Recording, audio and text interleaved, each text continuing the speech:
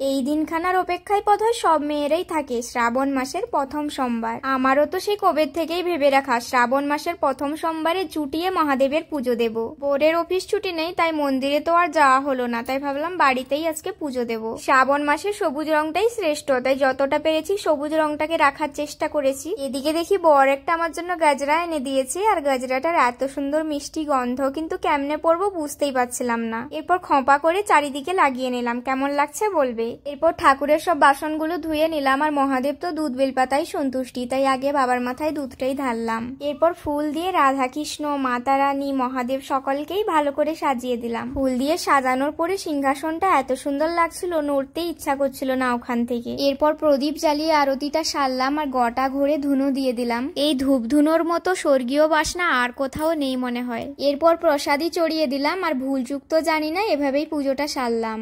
আর ভোলেনাথকে মনের সমস্ত কথা জানিয়ে মনটা কেমন হালকা লাগছিল। আর উপোস করলে কি আর কিছু খেতে ইচ্ছে করে? সারা রাত সাবু ভিজিয়ে রেখেছিলাম উপমা বানিয়ে খাবো বলে। পেঁয়াজ, কাঁচা লঙ্কা, কারি পাতা তেলে ভাজা ভাজা করলাম, এরপর সাবুটা দিয়ে দিলাম। এরপর লবণ, হলুদ গুঁড়ো আর হালকা চিনি দিয়ে নাড়াচাড়া করলাম। এরপর একটুখানি ঢাকিয়ে সিদ্ধ করে নিলেই সাবুর ঝরঝরে উপমা তৈরি।